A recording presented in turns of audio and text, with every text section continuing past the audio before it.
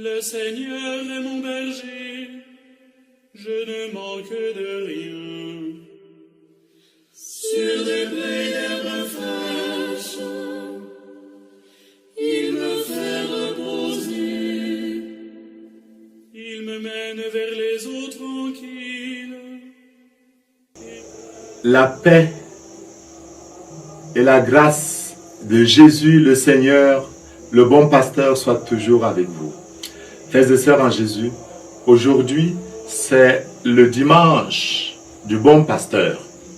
Ce dimanche, nous prenons aussi le temps de prier pour les vocations dans l'église, de prier pour nos pasteurs et aussi de participer au soutien organisé dans diverses paroisses pour soutenir la formation des futurs prêtres.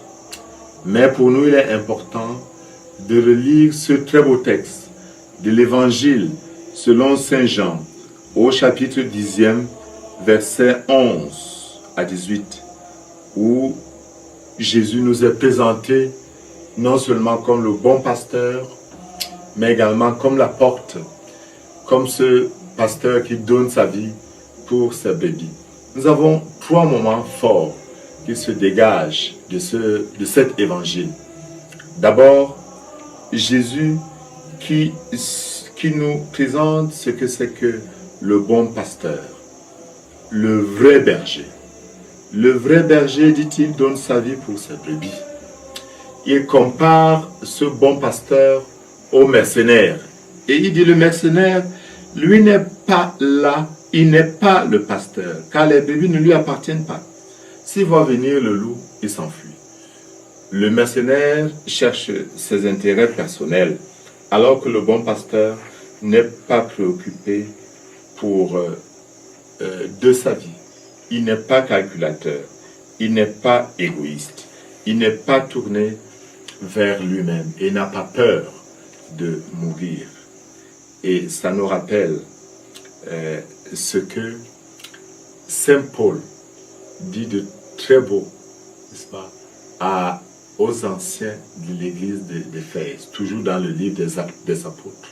Quand il aura passé 3 ans en quittant l'église d'Éphèse, il leur dira, veillez sur le troupeau, au milieu duquel l'Esprit Saint vous a institué comme pasteur pour paître l'église de Dieu. Je sais qu'après mon départ, il y aura au milieu de vous des loups rapaces qui n'épargneront pas le troupeau. Il y a même au milieu de notre peuple des pasteurs qui sont des loups rapaces. Et aujourd'hui, Jésus nous demande d'avoir un discernement clair et que tous ceux qui sont pasteurs se regardent de l'interne.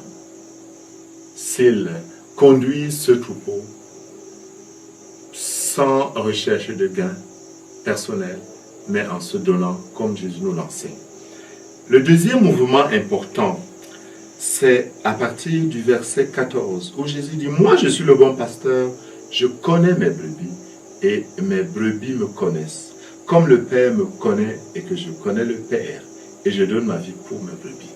Nous savons que dans l'évangile de Jean, et généralement même dans la Bible, le verbe connaître ne signifie pas une connaissance intellectuelle, mais il indique une relation profonde qui va de l'intelligence au cœur, de la compréhension à l'amour, de l'affection à l'action. Et ça va même jusqu'à indiquer la relation entre deux époux, deux conjoints. Donc, quand Jésus parle de la connaissance, il parle effectivement d'une communion, d'une intimité entre lui et ses brebis. Une connaissance qui allie donc et l'intellect et le cœur. Une communion où il y a comme une compénétration entre les deux êtres qui s'aiment. l'un se donnant entièrement à l'autre. Ainsi donc, nous avons la description de ce que c'est que le vrai pasteur. Et ce bon pasteur reste fidèle. Même quand les brebis ne se comportent pas bien, il va à la recherche même des brebis perdues. La troisième dimension à mettre en exergue aujourd'hui, nous la lisons à partir du verset 17, autant pour moi, où Jésus dit, le Père m'aime, parce que je donne ma vie pour la reprendre. Personne n'a pu me l'enlever, je la donne de moi-même. J'ai le pouvoir de la donner et le pouvoir de la reprendre. Voilà le commandement que j'ai reçu de mon Père. Et effectivement, Jésus nous l'a enseigné, il n'y a pas de plus grand amour que de donner sa vie pour ce qu'on aime. Qui est donc vraiment pasteur? Le pasteur est celui qui est prêt à donner sa vie. Effectivement, c'est dans le don de l'Eucharistie que Jésus nous enseigne qui est le vrai pasteur. Dans la fraction du pain, nous le savons, c'est le corps de Dieu qui est rompu, le corps de Jésus. Et chaque pasteur, chaque prêtre qui rompt le corps de Jésus se rompt aussi lui-même en se rappelant de cette parole de Jésus. Donnez-leur vous-même à manger. Jésus n'a pas institué un rite, mais il a institué un acte de donation. C'est le sacrifice. Le pasteur est dans celui qui se donne. Je me demande très régulièrement, Sostène, en tant que pasteur, est-ce que tu te donnes ou tu te réserves? L'appel qui résonne dans mon cœur, matin, midi et soir, c'est cet appel à un don total pour que ceux qui ne sont confiés de Jésus, qu'ils aient la vie et qu'ils l'aient en abondance. Évidemment, je reçois tout de Jésus.